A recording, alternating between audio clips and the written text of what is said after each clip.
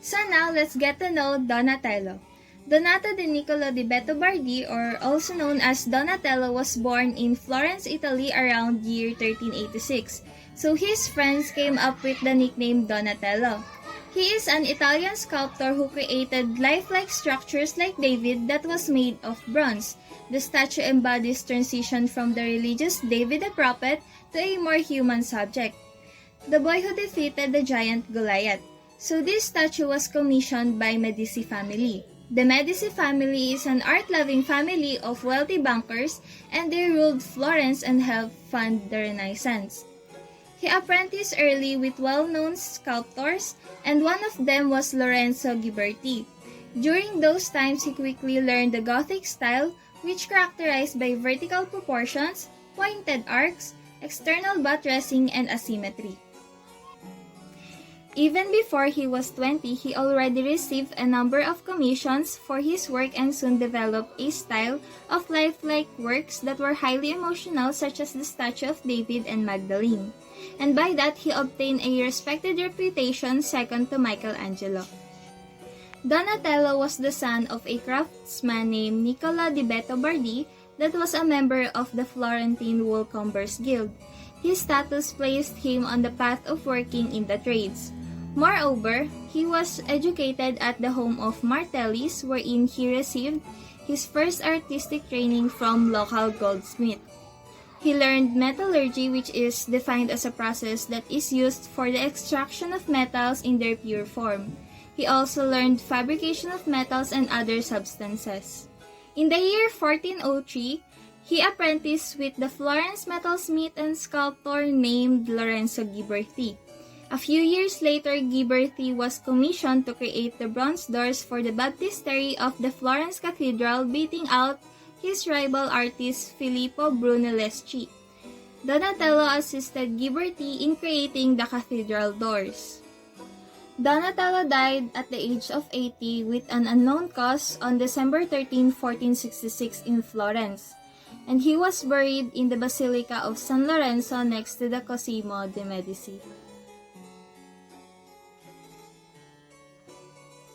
The David by Donatello was made around 1440, so it is the oldest. It was commissioned for the courtyard of Palazzo Medici by Commisso de' Medici. The sculpture is in bronze and is 158 cm high. For its composition, Donatello represents David as a simple, modest, and humble teenager. Therefore, it is real. His body is frail, but harmonious and light, and you can sense the pride felt by the boy. He is depicted naked, without armor, with long, loose hair. He wears only a pointed hat decorated with a laurel wreath, which was called petasso and was worn by the shepherds. And for the shoes, his shoes depicted reach up to the knee. In his left hand, he holds the stone which he just hit the giant Goliath. In his right hand, however, he has a sword. Beneath his feet is Goliath's decapitated head. Style. Donatello is inspired by the composition of Praxiteles, an ancient Greek sculpture. The artist represents all the power of the bead, but in every very naturalistic way. The expression of pride and superiority, in fact, it gives him a very truthful appearance. There is no privileged position to admire the statue. You can look at it entirely, turning around. Another element that denotes veracity is the expressiveness of Goliath's head and the accuracy in representing his birth. And then I will add, for the curiosity, I will add this information. At that time, people did not like the statue that much. In particular, people did not like the features of the bead, considering it's too effeminate. Some scholars have thought that the statue in reality represented the god Mercury. Given the particular headrest, This sculpture gives its name to the most important Italian film award. It is the Italian Oscar, to be clear. In fact, the young hero of Donatello who defeats the giant is the symbol of genius, creativity, and Italian stylistic perfection. The prize that is awarded to the winner is just a version of the David in small scale, made of gold by Constantino Bulgari. Perhaps Donatello's landmark work and one of the greatest sculpture works of the early Renaissance was his uh, bronze statue of David. This work signals the return of the nude sculpture in the round figure, and because it was the first such work like this in over 1,000 years, it is one of the most important works in the history of Western art. And because of that, Donatello's later David was the first freestanding bronze cast statue of the Renaissance era, as well as the first nude sculpture of a male since the classical sculptures of ancient Greece.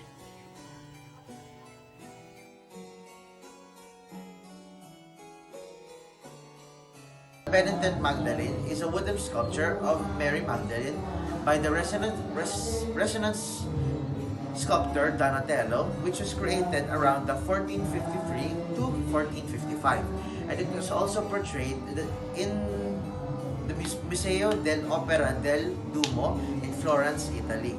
And also, this piece is received with astonishment for its unprecedented realism.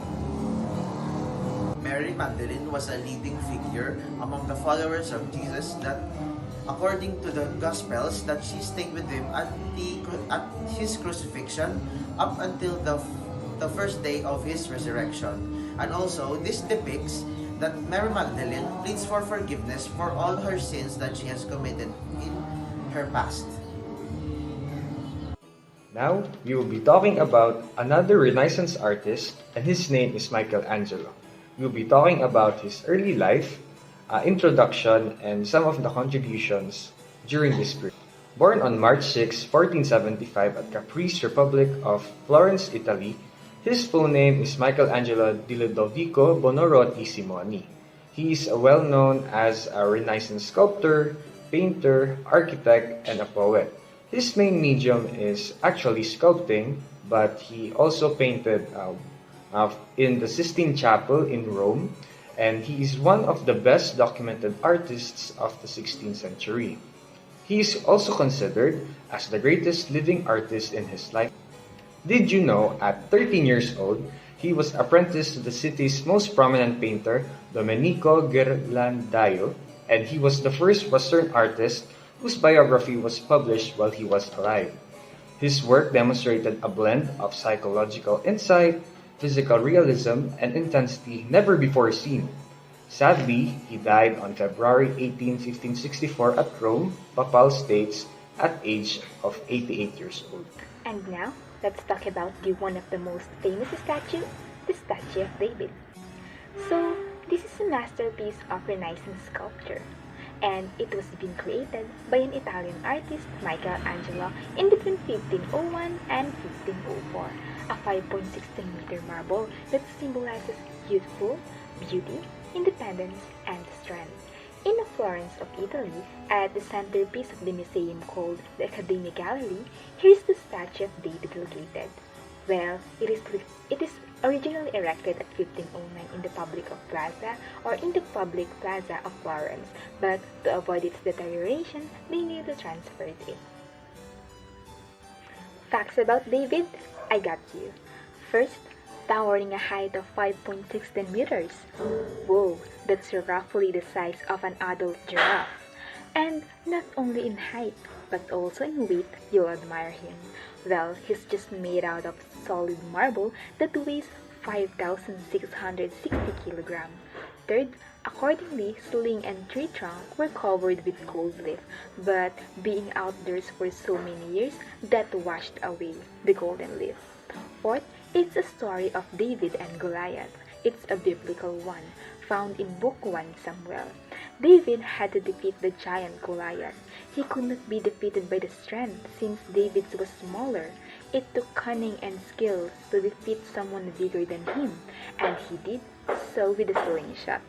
This, it became a civic symbol for the Florence, even though it was ultimately a religious sculpture, because at early 1500s was a time of turbulence between the city and its former ruling family, the Medici. Now, the Medici were seen as aggressor or tyrants and had been kicked out of Florence. Florentines then adopted David as a symbol of their own struggle against the Medici. So, Pieta, as a theme in Christian art, it is the depiction of the Virgin Mary supporting the body of the dead Christ.